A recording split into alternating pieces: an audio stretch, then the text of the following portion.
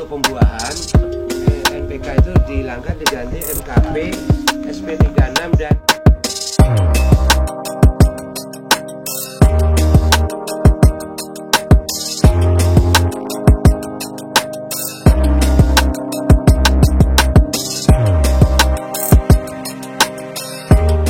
habis tinggal itu.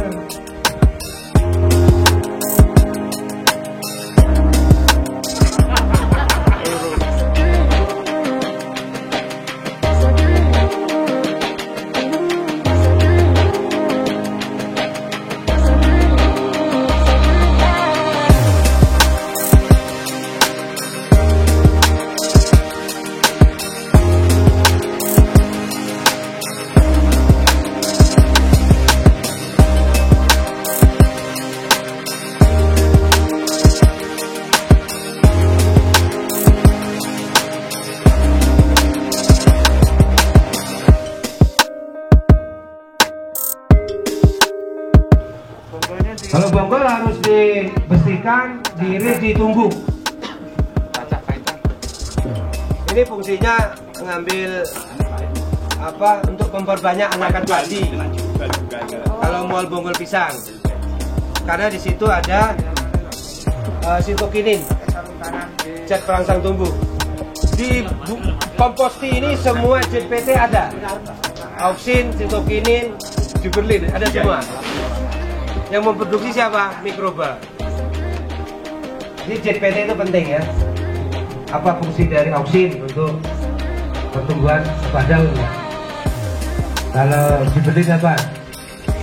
Zat panjang, zat tinggi. Itu dimatikan oleh patogen yang ada di kotoran ayam. Betul enggak? Sehingga tanah jadi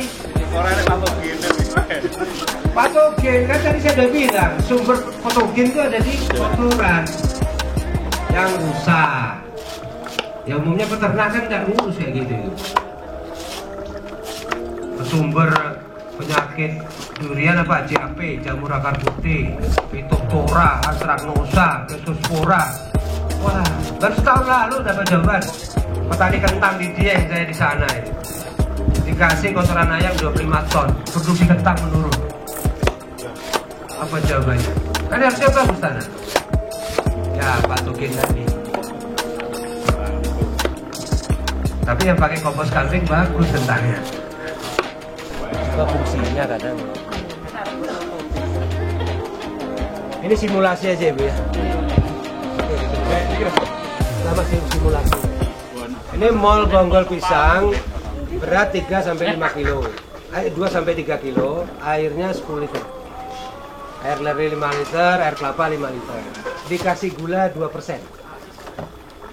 Tapi kalau dikasih tetes 5%. Oh. Mendem maka kan. Nah, kalau gula putih, gula merah 2% aja.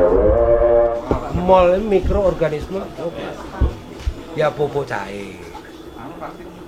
Nanti ada buat mol urin. Urin apa saja yang bagus, urin kelinci. Oke. Ini jangan sampai lubang, sebesar jarum pun jangan. Paling ketahuan itu kalau buat mol keong, pasti ulatnya muncul. Urin. Jadi baunya nggak enak. Mojonya mana Mas? Mojo.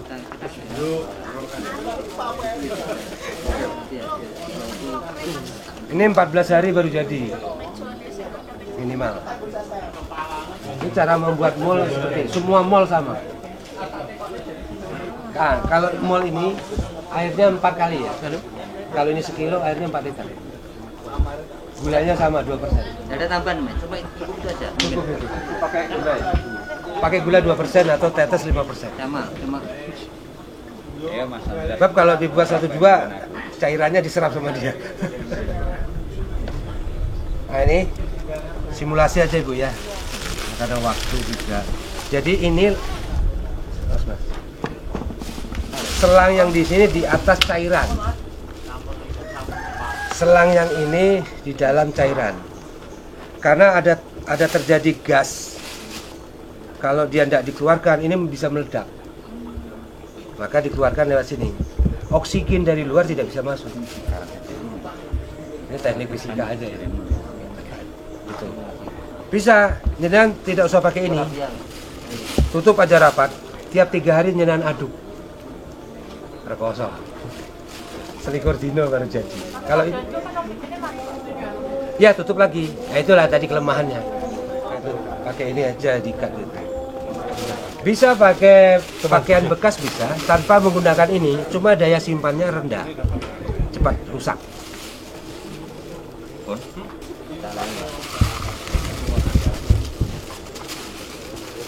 Oh, ininya dulu sebenarnya. Ya, Ini tidak boleh ada sebesar jarum pun lubang. Fermentasinya gagal. pH-nya biasanya kalau jadi 4,5. Jadi bau-bau tape. Sama mol keong juga gitu, bau-baunya tape, cuma gulanya 20%. Kalau dari jenis hewani, ikan. Saya pernah buat mol marmut, mol tikus, mol monyet. Misalkan itu lateran tidak boleh kena udara. Kalau kresek apa penyebabnya? Pseudomonas ya, bakteri. Nah itu bukan dengan ini, dia dengan Pseudomonas fluorescens, bakteri dilawan bakteri. Ada di sini, ada di mol nasi. Kita tidak bisa praktek mol nasi. Itu ada Pseudomonas fluorescens. Mol nasi itu bakteri mikrobanya dari mana? Dari seresap daun bambu. Kita pancing dulu 5 hari, baru diperbanyak dengan cara seperti ini. 9 hari berikut bisa dipakai. Itu ada untuk bukan pestisida, tapi agen hayati istilahnya. Ini fungisida ya, saya untuk antraknosa pakai 2 kilo per tangki antraknosa kering. Dan fungisida jamur-jamur yang lain. Direndam semalam aja. Kalau dibuat mol, nah ini urin 6 liter, mojonya 4 kilo, 64% urin, 40% ini tanpa gula. Tapi kalau gula jangan tambahin 20%. Misalnya ini 8 liter, tetesnya 2 liter. Sama prosesnya, jangan ada oksigen masuk. Kalau oksigen masuk mesti timbul ulat. Tapi itu ulat yang baik, baunya ulat apa? Maggot. Proteinnya 45% misalnya. Tapi molnya nggak jadi. Untuk pakan ayam, pakan lele. Kata dia, ini mau dipraktekkan enggak nih? Iya, praktekkan Pak. Cara buka. Ya, buka saya gini. Ini tanduran Pak Beno Dewi. Iya, saya nanam mojo sudah 11 tahun. Coba bilang baik. Coba. Ini. Oh, belum ya? Ada manisnya kok. Oke. Tadi rasanya Bapak. Pahit itu kalau muda, Bu. Oh iya. Itu pahit. Iya, Pak. Kayak apa Pak? Ini ada Lagi. Silakan Umur belum pernah yang katanya punya masuk. mah makan ini. Tapi setelah makan ya. Siti Mahar Mang Ideal itu. Dikit aja, dikit aja. Gimana Bron? Entar nih. Lo enak seger. Kuwi mergo kowe lu. Jadi mojo pahit itu fitnah. Kalau muda ya pahit memang. Yang tuanya gimana Pak? Ya ini tua. Ininya keras. Dari ininya. Keras. Kalau isinya sudah menghitam masih bisa digunakan nggak? Bisa. Cuma gulanya udah berkurang. Ya, semakin lama Ini obatmu. Obat asam lambung. Pak Kalau di apa digigit tawon, digigit kelabang, kalajengking, oleskan dengan ini, hilang sakitnya. Saya sudah buktikan. Ini guru saya bilang 100 kegunaan. Makanya kerajaan besar Majapahit. Ini kandungannya kalium sulfat, magnesium ada, boron ada. Boron apa? Untuk mencegah kekerdilan kan? Ada di sini. Dan juga mengandung glukosa, sulfur juga ada, kecut-kecutnya tadi. Sulfur, belerang. Pak, Mas. Nah caranya diremeh-remeh aja, dimasukkan di sini. Kalau mojo banyak, ini bisa dicampur bonggol pisang tadi dengan mojo. Misalnya ini 3 kilo, ini 3 kilo. Ini besar gini, ini 2,5 kilo ini. Saya kalau beli 5.000. Ya sebenarnya tanpa pupuk juga bisa. Cuma yang masyarakat kan susah. Ya. Tadi komposisinya 60% urin apa saja, ininya 40%. Ya, diproses seperti ini. Jajal awakmu udah pro ada. Ada juga urin ditambahin pon-pon. Jahe 2 kilo, kencur 2 kilo, laos 2 kilo, Bako. temu ireng 2 kilo. Pokoknya silakan semua pon-pon. Tapi ditambah nanti apa? Susunya 5%. Misal buat 100 liter guys, susunya 5 liter. Susu segar tapi. Oh, segar. Ini susu saset yang mau dicoba. Ada enggak susu segar? Susu beruang. Oh, anu. Terus tambah tetes 5 liter. Dah, itu tutup rata, enggak usah pakai ini bisa. Enggak mungkin ulat berani hidup di situ. Ada pon-pon. 2 kilo ditunggu. Seneng apa? Itu namanya perinsa, fermentasi urin. Karena sapi ya, urin sapi. Yang bagus urin kelinci. Namun ya, saya tidak perlu ini, tapi paling tidak kegunaan. Urin itu ada auksin. Di sini juga auksin.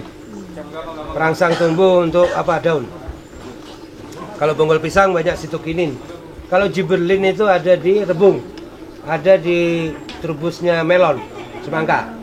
Kalau kita mau ngambil gibberellin, trubus di keteriaknya itu loh. Sama nih, kalau bisa penghijauan nyenan tanam ini. 3-4 tahun udah berbuah. Daun, akar, kulitnya itu berguna semua. Akarnya untuk disentri. Nah, dipostingnya di Google ada itu. Tapi baru 20. Farmakologinya secara kimia ada di situ. Saya tidak bisa apa. Saya jelas saya makan untuk obat mah kalau sakit mah. Tapi setelah makan nasi ya. Makan sedikit tadi bisa memperlambat lapar setengah jam. Sedikit aja segini, jangan banyak. Ya kalau 1 hari pestisida, tapi kalau udah 1 bulan enggak ada pestisidanya, udah hilang. Racunnya hilang. Maksud lagi fungisida dia lebih. Bukan insek. Kalau insek nggak kuat. Insek biarkan laba-laba, kubah-kubah, musuh alami. Jadi hidupkan ekosistem, termasuk tikus. Berbantu. Itu ya. Hilang burungnya tinggal dulu. Mol banyak, silakan apa yang potensi. Mol daun itu yang banyak nitrogen, yang lunak-lunak nitrogennya bisa tinggi. Kalau yang keras-keras dibuat arang. Ranting, batang, yang lembut-lembut dibuat kompos, yang berair, nah ini satu lagi sebelum ditutup, yang berair dibuat pupuk cair. Contoh apa? Buah yang sudah nggak layak konsumsi. Tomat. Buah apa saja? Timun. Ya, terus, nah caranya, tadi saya ceritakan dulu. Permasalahan sampah rumah tangga dan sampah perkotaan sangat besar, dan isinya sebenarnya itu adalah sumber pupuk dari limbah buah, limbah sayuran. Ya, selain kalau plastiknya bisa kalau diolah menjadi nanti biji plastik.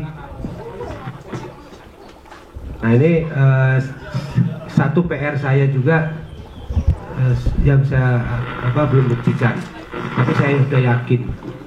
Kenapa? Saya dulu limbah-limbah itu saya olah dibuat mall. Biaya besar, harus giling. Nah ini menggunakan maggot dari lalat hitam BSF. Caranya menggunakan ini yang skala kecil.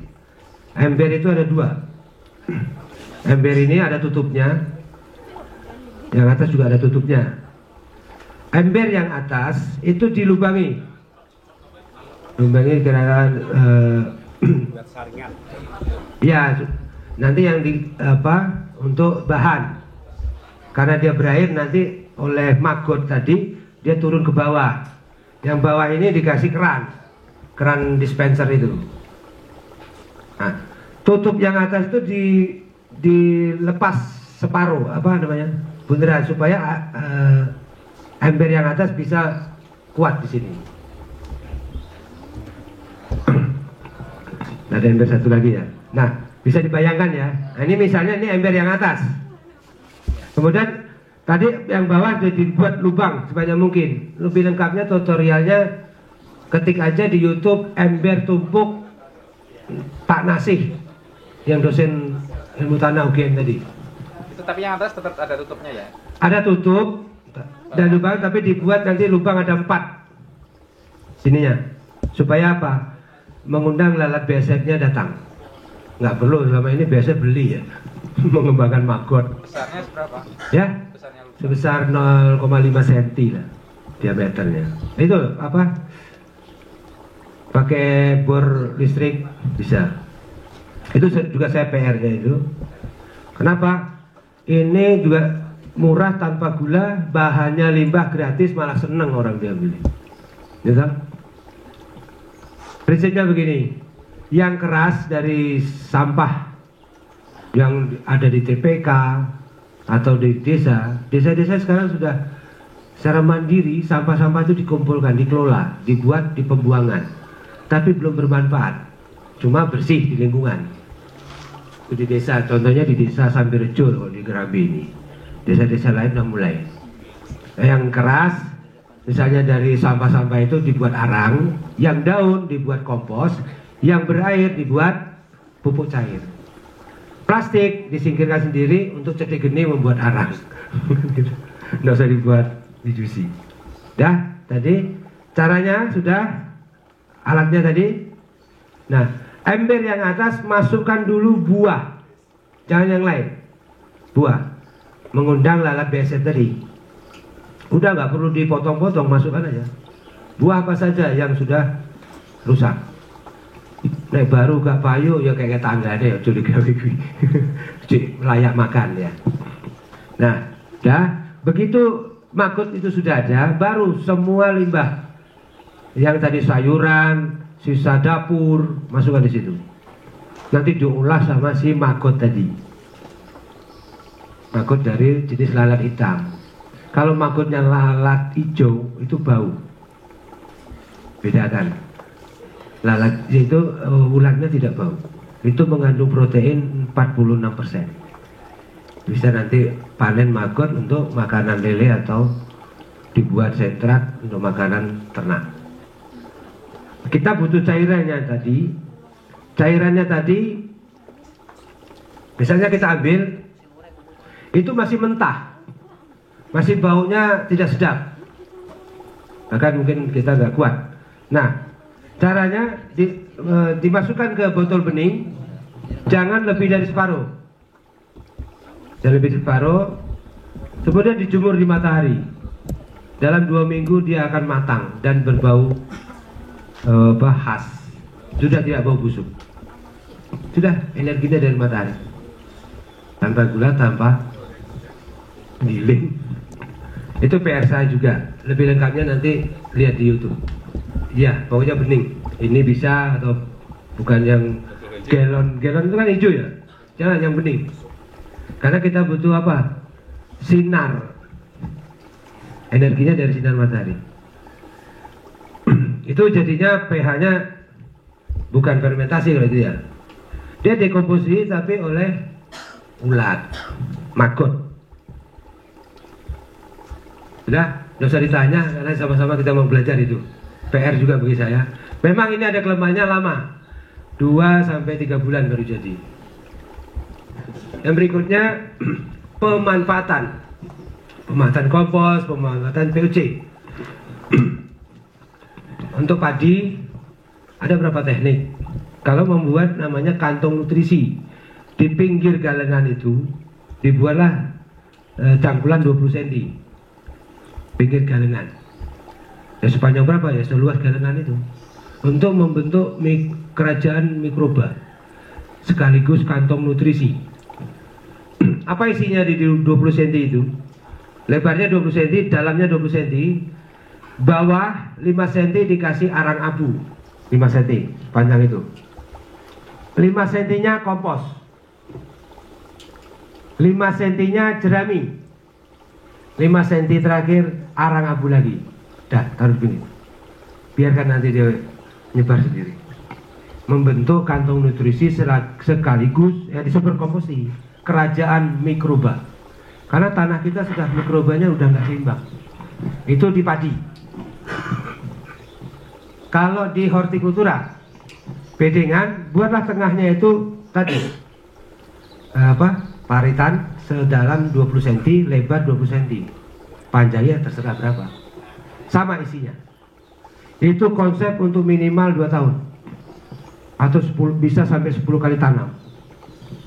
Tutup bedengannya, kasih lagi arang abu. Kalau mau tambah fosfat, baru tutup mulsa. Coba sekali buat itu untuk 2-3 tahun. Yang selama ini petani cabai habis panen dah bongkar, wedi nandur tahan bine. Penyakitan masalah. Tanah itu sudah mengandung penyakit. Saya tidak percaya dulu sumber penyakit antraknosa, Phytophthora dari tanah, tidak percaya. Karena ahlinya ngomong dari luar ya, di bawah angin. Ternyata dari tanah. Nah, tanah harus kita benahi. Dengan apa? Tadi kantong nutrisi dan mikrobiome. Mikrobiome itu artinya kerajaan mikroba. Keandalan mikroba juga jadi pupuk kan. Jadi ya, yang tadi jerami 5 cm bisa juga diganti daun atau rumput. Nggak perlu dicacah harus. Saya sudah membuktikan kalau itu. Ya, ini disoting masuk YouTube.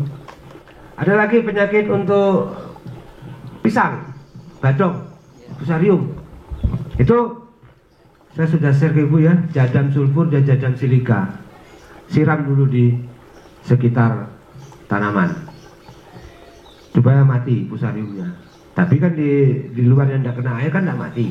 Dia bisa datang lagi. Maka masuklah komposti setelah 24 jam. Supaya fusarium datang, dijaga sama si mikroba yang ada di komposti. Jadi cara berpikirnya gitu. Sama kalau jangan mau tanam melon apa cabai yang tanah itu sudah endemik fusarium, pakai jadam sulfur dan silika. Semprot dulu 24 jam masuk komposti. Buat kantong nutrisi.